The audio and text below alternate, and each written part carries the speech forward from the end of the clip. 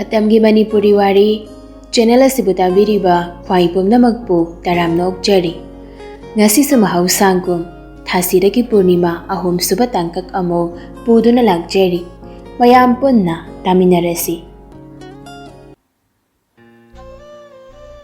Chingsangan bagi mapa kanan Kumar amadi mama Hemabati Rims ke aphauba medicine doctor ngagteni masa-masagi mathau chatnabana yumduda leihoribasi Helena kay bechaga gate sangnaba leiba security makhoi khara khakteni aduna Helena na kahena phone wari sabasi ibecha khaktana khangi adubu manadi kari di haiduni khangsenadaba saba nattana upai leite Chingsangan badu thabak jatnaba kanna loisel sabanduda seliba DSP amagi chap chaba uniform oigi khudangda mamal tanglaba khudang ghari ama masa nana siri sit nana takhalaga kaklaba masam yengbada duki matik phajai loisenba loiraduna janaba sim saragli Helena su kishina bahuragli yamba ike ke thaduna kaurakpani nupa sidi icham chamna dumak khumlakli kahaiga mitlai kai koi ganu ko Noki lakna boy kay boy hairakli koi doi neidi nupa duki wadu de isaw na komi Helena su koyu akhoi di sakthi bani da yamung na kaisu pambi deba isu khangida asi haidana paithoga laikre Chingsangan baso paithokduna leiribi magi loina biki khajaida nungsina siktuna nukmi hairakli aigi thamoigi mapo dangame chawchawna leiraga aina kana hamung yengnadoba pakhachawbi window adana pakhatrade ado aina nupi hana yengnudadi yaraba natro Helena du hawjikta danokle haire nukmi asumna phajana chatlo yambo nangsu phajana leiramo horen halakpada nangna pamjaba beef thongbado teiragi asengbai leirau ko Leiraktradi di saudongni hoine leirakkadoini mapandagi mapambongna Chingsangan babu kaurakli thoiba dang bauju phawba loisinba loidrubo thengene matamse mapabong tanaba khonjal khara haurab khummi Chingsangan basu loira babong thoklage adudagi Helena ki manakta phajang silaktuna nungsina marai bakta chupituna hairakli jalukige ko hayamba machanupa thorakpo bada hairai Hemabatina lao imasi manam nambirage Chingsangan basu jangsilai Hemabatina machanupa dubu asoyangam yaungdanaba manam nambiri kanan Kumarna thoiba Tabak tawba matamda praja miyamna pinaba tawko miyamgi mating ningthina pang praja miyamna nungairoidaba thabak kaidong ningdo tawgano hoi babo aduri aisu chalukige asi haiduna mama mapa anigi makhong sokna khurumjai Chinglei sanana library da lairik paduna leiringai mama ishonba khoimudu sulangtuna kari su haida table machiduda chocolate ama thamjilei Chinglei sana sukanano khanne yang khalai leptuna leirami malkamdo mana yengrubaduda nupasisu chocolate tu lausilo haibako mangagneng ki tawrakli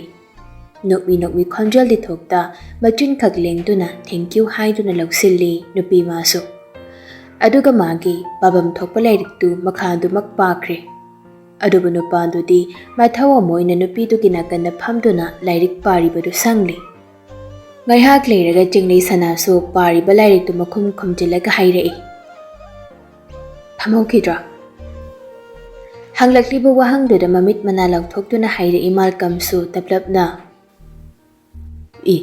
kuinune nangai khangairaga phamokidra haisibo kai thamoino adudi thoslao ani do library dei thorakpada lambi du da shuwari sana duna lai Anjali laktadi kadorage moi mani hoida jetkani na haibani ado Chinglei sadam ai ningonda kainumde haidau leiko Kaiwana haise? Farak phukraba matang chakidraba yuhenbani kadomdagi phaujilakpano khangde hekta farak turak tawrakli. Kaino aina di nang mangkrena kuithi thibada chawkraba college ma sinthungi. Yumdagi leita leita jajarak pathibom khara dusu loin tumi. Aduga sida romance tawleram ne ha. Yuhenbagi wadu da chinglei sanadu ikaibana mamaidu khajik langsile. Mataudu malkam masu uribani. Urubada nupasisu nungsiba khangen hengalakle adubu masu tumin leisilambadi hena ikaikiba tari khanduna hairakle. Yareda Yohen baibo nangna wathi ngangduida dawle karamba dhathuna sarakpano khangdene. Mamit kadu mathakto onkhalaga haire I Yohen bana. Aina lanba darba hise. Malcolm su chinglei sana ikaire haina mamit o manawo tawduna mamanaba sida ingit tawi. Yohen badi Malcolm gi matawdu ubada nukning bana loire adubu ma nuklakte mana mung noksilurabadi hena ikaikiba tari khanduna nukning badu wana khangjinduna warido amaromda purakli. Kaidore chinglei sana charoi nupi sakthibito lagdrade. Chinglei sana su ikai badudagi na thaiduna nokfetawna lagnaduna khommi. Diajit kani haibani. Yohen basu peri peri tawraga hairakle. As aisibu hof kaidorba daisiba. Yeningdabana nari ibona ngama. Chinglei sana su nukmi tawraduna. Adudi aisu mung chalukige. Ai thilamage. Yani lambi bun basu nate. Bundra sa thinge kaino. Yohen mana karan fujile e. Driver ya mo isening bai wani ne ha. Kanam name ko na. Asi hainduna nupi sida amuk onsilaga makhatara I Malcolm do. Ay adum thilamage. Yohen basu nupi sida onsinduna hairakli. Yam tong haning mamali ne yengba ngamdre matawse. Nangsu kok tung biro kaino chinglei sana. Chinglei sana su yetludri nukmi hairakli. Adudi akhoi mu chalukige ko. Chalo fangdaba isu yung may kay bangzarage. Nukmi na yahumdu punna. Chinglei sana hoy ki thongal yogdri ngay kari du khami Malcolm na. Phajana jangkro ko. Nangsu phajana hallo. Han kri Malcolm su Chinglei sana su mayom lom da lagli. Santi du mangolda jan thakduna phamlambani.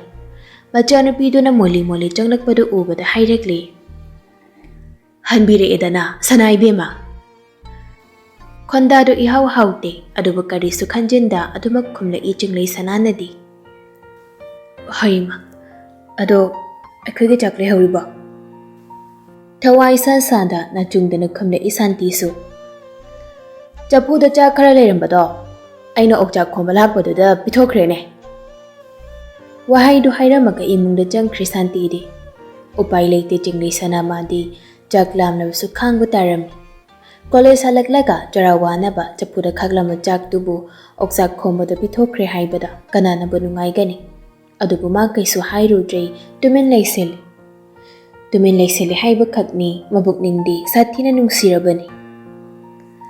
Somdana kamdauri ngasisu Helena phone da wari kanna sanari. Phone dagi nupa khonjal duna isaw baki khonthok da hairei. Nangna khalise kain. Phone fange switch off ta haidana tale. Adai nangna taw trifa ba aina di call tor kon haisina kaigino.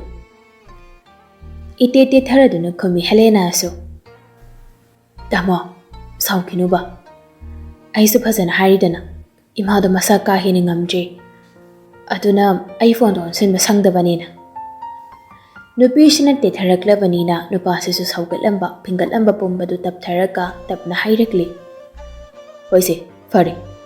Ado nangbu chaka charabo. Chaka chafam khangdida. Chaning basu pokde.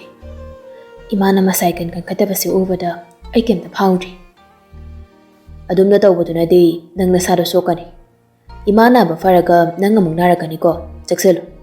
Chaba thakpado phajana chaknai na chaw. Damo nai gi damakta khanbi basu ubada thamoi gase khangchok chok thui. Ado Kinom haigi.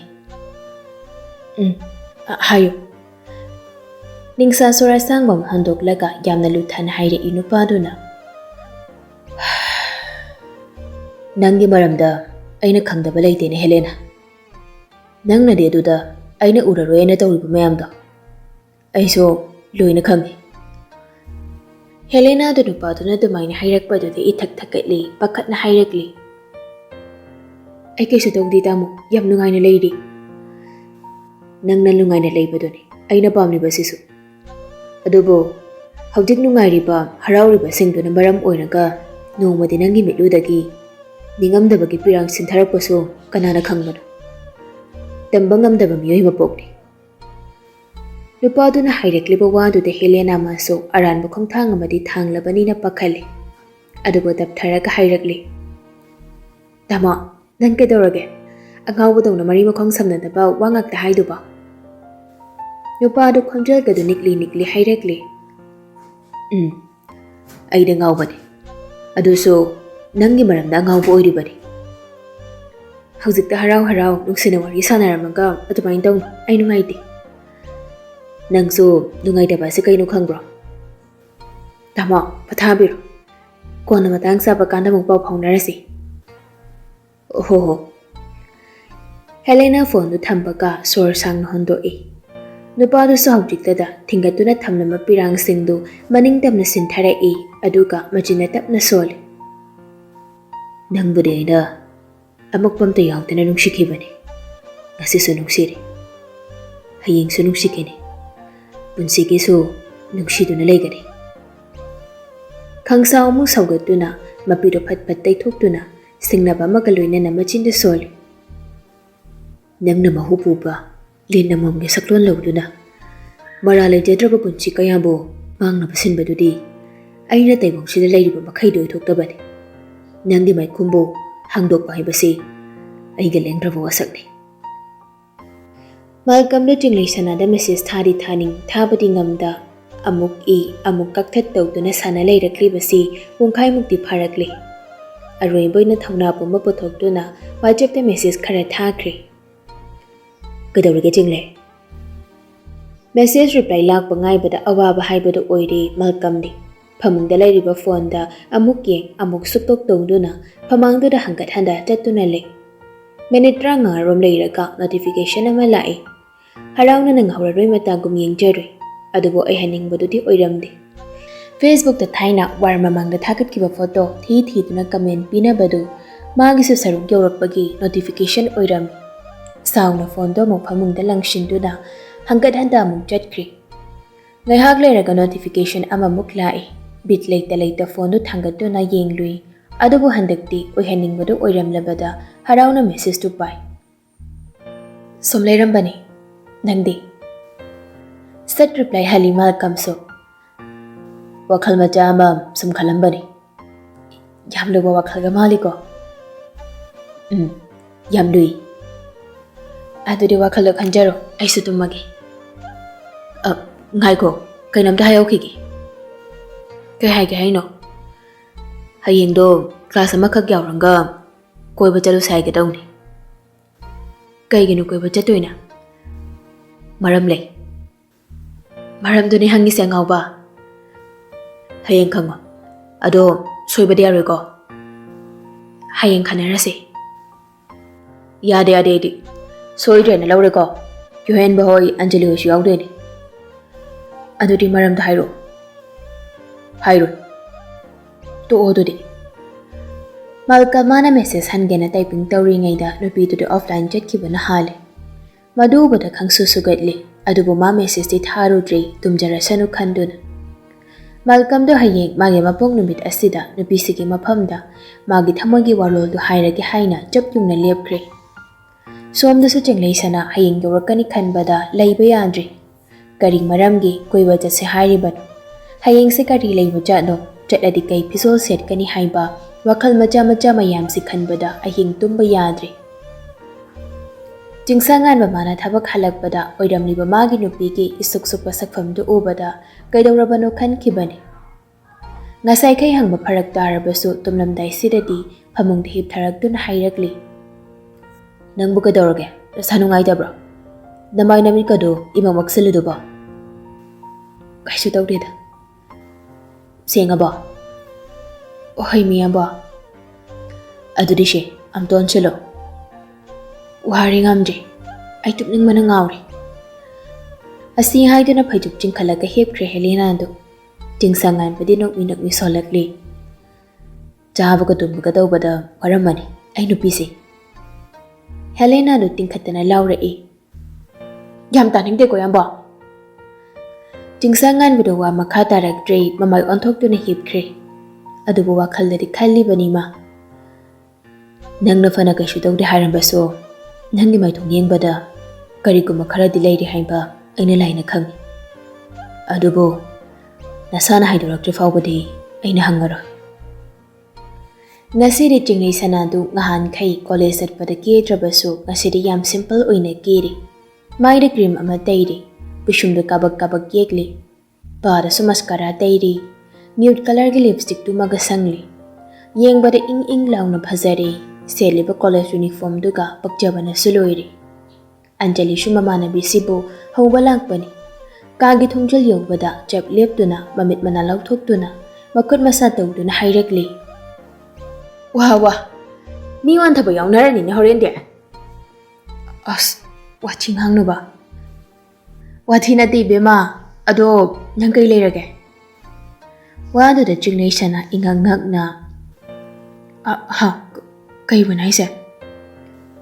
Anjali do hawjik ta ning singla i nahan Malcolm na hairak badu.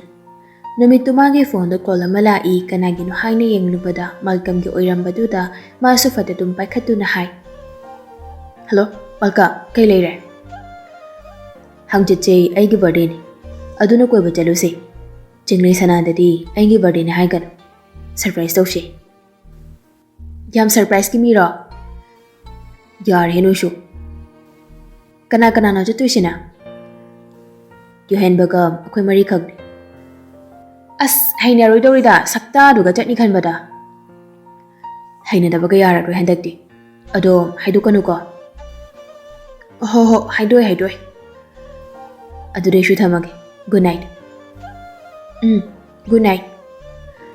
Mamana bishina mangduna laibududa chinglei sanana masa nomduna hairami. Kainu mangliduna. Anjali su masadui khang na. Ha, kaisu tawde. Ado kainu kai leirage haidugo nangna. Horen mi wan thaba yawnaradi laikada na bakari hidak leirage hangba. As wathi senangi lao chalasi thengkrani. Asumna ni do college mai kai panglatli. Ahan bai class lureduna mamana bi singapuna thokminarekli. Chinglei sana salam takna Malcolm ga Yohen bagana moibu ngaiduna leiribadu urubadagi mihoge khongjal du yang khalakli. Sum thangbana khongthangdu Malcolm hoigi manak yaurakli. Mayam chatna khraga maga Anjali gati leihore. Ngasidi nupa ani do college ti lagtabida moi ani bu ngairambani. Nupa ani do ngasidi adugi matik phajari haiba yai. Adudagi dadana nupi ani do su phajai. Yohen badu Anjali da khatnaba haurakli. Hey, Charoy, Saksibia. Ngasidi aigi gari maningda tungba tarene, ha? Anjali shushat kumle e. Nangna kayam phazaradana aibu Charoy saktibi mali kaina. Nasaknina numit yung bihik maladana. Hey, kaya dino chalaga ngamthok na sila. Tungo. Hoy he. Sana, nang suko Malcolm gitu da tungo. Thank you na bane. Chatong mapamdo sasat yahorasi. Chinglei, lao. Chinglei sana su Malcolm gi gari maning da tungduna anakpa garden amada makhoi mari du changminarakli. Garden du gi oina ising mayai da bamboo house ama piktak na sari baduda makhoi mari du changminarakli. Manungda oiramni badu ubada Chinglei sana aduki matik ngakna yenge. Decoration gadu ningthina tawri. Ligi table adu angoma phi amana ningthina kuplaga table du gi mathakta mayai oirap chawba cake ama thamli.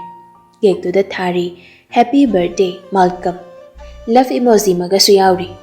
Atay janaba kharasu thammi. Adugi akoibada legi chair maris tu leiri. Hana phazana ready da thamlamne haiba yengbada da khangba ngamli. Chinglei sanana ngakna ko yengbadu ubada Malcolm na nungsina kaurekli. Chinglei sana. Gadoroge.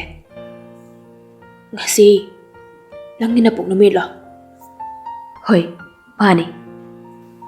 Aduga hana haidaba. Surprise tawgena khanbaine. Yuhen mana marak thattuna hairei. Okay kase sasaramta kakthose. Chana bana kuina mangna thambase aidi kya hinadeba.